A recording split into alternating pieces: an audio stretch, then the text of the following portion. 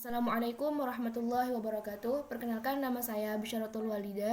Saya dari kelompok pertama. Di sini saya akan menerangkan tentang pengertian akuntansi, tujuan, dan juga siapa saja orang-orang yang memerlukan informasi akuntansi ini.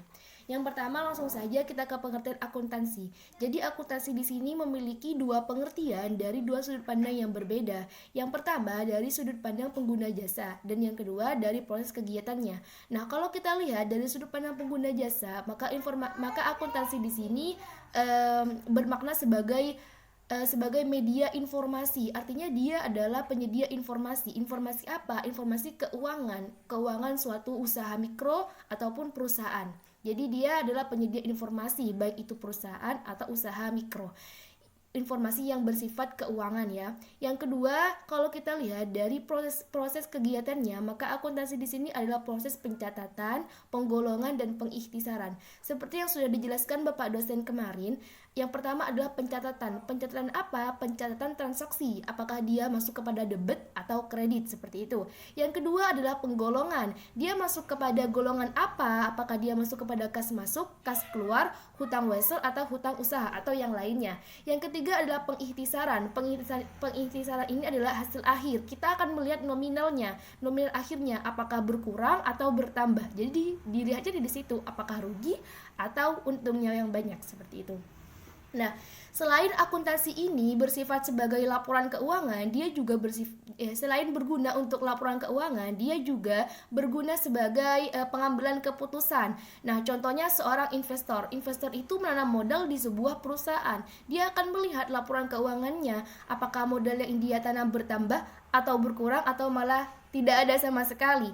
Nah, setelah itu dia akan mengambil keputusan apakah dia akan menahan saham tersebut atau menariknya. Nah, itu yang namanya pengambilan keputusan. Juga pengambilan keputusan seorang manajer ketika dia mengetahui bahwa perusahaannya diambang kerugian, mungkin seperti itu. Dia akan menganalisa kira-kira apa ya yang akan saya lakukan sekiranya perusahaan saya ini tidak jadi rugi banyak, seperti itu. Itu adalah pengambilan keputusan. Lalu siapa saja sih orang-orang yang membutuhkan akuntansi ini? Kalau sebenarnya ada dua. Yang pertama ada intern perusahaan dan yang kedua di luar perusahaan. Jadi akuntansi itu tidak hanya dibutuhkan oleh orang-orang yang berkecimpung di dunia perusahaan saja, tapi di luarnya. Nah, yang pertama ada manajer. Kalau manajer tentu dia yang memimpin perusahaan, berarti dia masuk kepada intern perusahaan. Dia membutuhkan akuntansi sebagai media pengawasan. Bagaimana sih organisasi dia? Apakah organisasinya berjalan dengan lancar, sesuai dengan tujuannya atau malah tidak sesuai? Nah, itu yang dilakukan seorang manajer. Dia akan mengawasi keuangannya, apakah selama ini baik atau tidak, atau malah banyak hutangnya di bank, seperti itu. Yang kedua ada investor. Investor menanam modal di sebuah perusahaan. Sebelum dia menanam modal di sebuah perusahaan, tentu dia akan melihat terlebih dahulu bagaimana laporan keuangan perusahaan tersebut, apakah baik atau tidak. Kalau laporan keuangannya baik, tentu investor tersebut akan menanam modalnya. Kalau tidak, tentu dia tidak akan menanam modalnya. Jadi kenapa investor membutuhkan laporan akuntansi? Dia membutuhkannya untuk seperti itu, untuk menanam modal. Jadi dia akan memilih terlebih dahulu perusahaan mana yang akan dia tanami modal dengan melihat laporan keuangan perusahaan tersebut. Lalu yang ketiga ada kreditor. Kreditor ini adalah orang yang memberi pinjaman atau sebuah lembaga, contohnya adalah bank. Nah, kita kalau pinjam uang ke bank tentu ada bunganya. Nah, bank sebelum dia meminjamkan uang kepada nasabah, dia akan melihat dulu calon nasabahnya. Tentu yang dilihat seperti yang tadi, sama. Dia akan melihat laporan keuangan nasabah tersebut.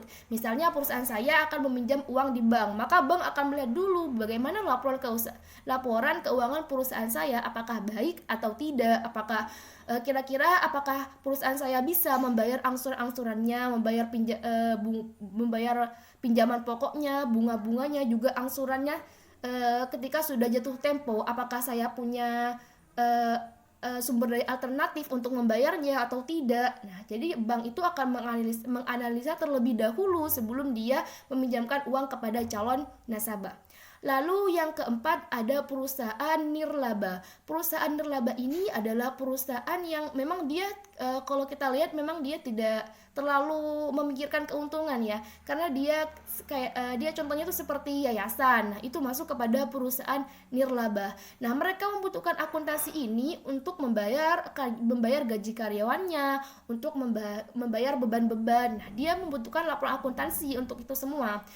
Seperti misalnya dia akan mengkira-kira dulu, ternyata pendapatan saya seperti ini, berarti saya tidak bisa dong kalau misalnya karyawan saya ada 5, ya udahlah saya kurangi aja jadi 4. Nah, seperti itu. Jadi itulah kenapa perusahaan nirlaba membutuhkan laporan akuntansi. Juga nanti di akhir periode organisasi nirlaba ini akan melihat bagaimana perkembangan organisasinya, apakah selama ini modalnya bertambah atau berkurang atau hanya balik modal saja, seperti itu.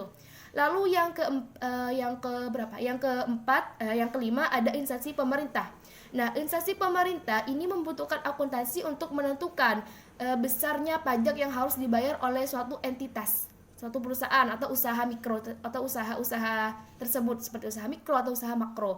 Nah, jadi pemerintah ini akan melihat dulu laporan keuangannya, akuntansinya, apakah bagaimana pendapatannya per bulan, bagaimana pendapatannya bertahun, berapa pendapatannya per bulan, berapa pendapatannya per tahun, seperti itu.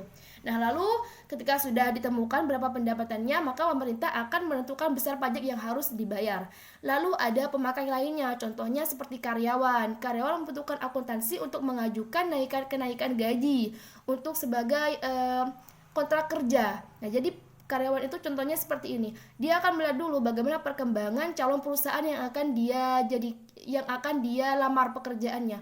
Wah, ternyata perusahaan ini banyak hutangnya. Oh, saya nggak jadi ngelamar kerja di sini. Nanti saya nggak dibayar. Nah, seperti itu contohnya.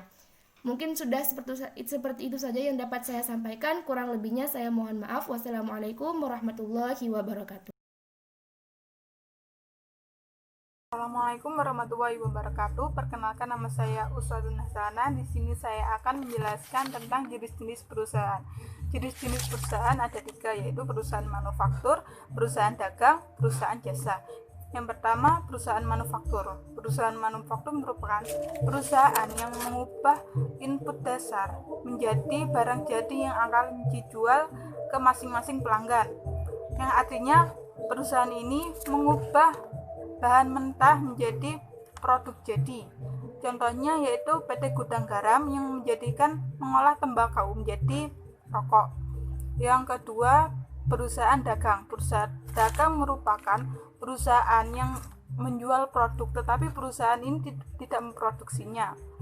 Yang artinya perusahaan ini hanya menjual barang perusahaan lain atau yang kita sebut seller. Contohnya yaitu Alfamart, Indomart. Yang ketiga, perusahaan jasa. Perusahaan jasa merupakan perusahaan yang menghasilkan jasa, bukan barang atau produk yang kasat mata.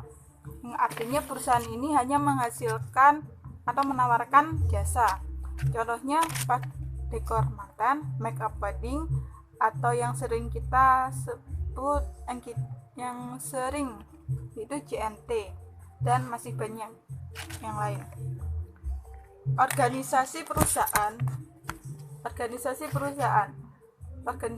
ada 3, yaitu perusahaan perseorangan, persekutuan, dan perseroan. Perusahaan perseorangan merupakan perusahaan yang dimiliki oleh individu atau pemilik tunggal. Yang kedua, perusahaan persekutuan. Perusahaan persekutuan merupakan perusahaan yang dimiliki oleh 2 individu atau lebih dari 2 individu. Yang ketiga, perusahaan perseroan. Perusahaan perseroan merupakan perusahaan yang dibentuk oleh peraturan pemerintah sebagai badan hukum. Sekian penjelasan dari saya. Wassalamualaikum warahmatullahi wabarakatuh. Assalamualaikum warahmatullahi wabarakatuh. Perkenalkan, nama saya Zahratul Ainia. Di sini saya akan menjelaskan tentang profesi akuntansi dan bidang-bidang akuntansi. Yang pertama, profesi akuntansi adalah semua bidang pekerjaan yang mempergunakan keahlian di bidang akuntansi, termasuk bidang pekerjaan akuntansi publik, akuntansi intern yang bekerja pada perusahaan industri, keuangan atau dagang, akuntan yang bekerja di tempat pemerintah, dan akuntansi sebagai pendidik. Seseorang yang bekerja di bidang akuntansi yang memiliki keahlian di bidang akuntansi maka disebutnya akuntan. Selanjutnya, macam-macam profesi akuntansi. Yang pertama, akuntansi publik. Yang kedua, akuntansi intern. Yang ketiga, akuntansi pemerintah. Dan yang terakhir, akuntansi pendidik. Yang terakhir, bidang-bidang akuntansi. Jadi bidang-bidang akuntansi itu ada 15. Yang pertama, akuntansi keuangan. Bidang ini berkaitan dengan akuntansi suatu unit ekonomi secara keseluruhan. Akuntansi keuangan berhubungan dengan pelaporan keuangan atau pihak-pihak di luar perusahaan. Yang kedua, akuntansi pemeriksaan. Dalam bidang ini dilaksanakan kegiatan pemeriksaan terhadap hasil pencatatan dan laporan dalam keuangan. Yang ketiga, akuntansi biaya. Merupakan bidang akuntansi yang mencatat dan menghitung serta menganalisis sebuah data biaya pada suatu perusahaan industri dalam usaha menentukan besarnya harga pokok produksi suatu barang atau produk. Yang keempat, akuntansi manajemen. Akuntansi manajemen adalah bidang akuntansi yang bertujuan untuk memberikan informasi kepada manajemen dan menjalankan usahanya. Yang kelima, akuntansi perpajakan. Akuntansi perpajakan adalah akuntansi yang kegiatannya berhubungan dengan penentuan objek pajak yang menjadi beban perusahaan serta perhitungannya untuk kepentingan penyusunan laporan pajak. Yang keenam, peranggaran. Peranggaran merupakan bidang akuntansi yang menyusun anggaran baik pendataan maupun biaya. Yang ketujuh, akuntansi pemerintah. Akuntansi pemerintah merupakan bidang akuntansi keuangan yang diterapkan di lembaga pemerintahan. Yang kedelapan, sistem akuntansi. Sistem akuntansi merupakan bidang akuntan yang melaksanakan kegiatan dengan merancang cara melakukan pencatatan akuntansi agar aman, efektif, dan efisien. Yang kesembilan, akuntansi anggaran.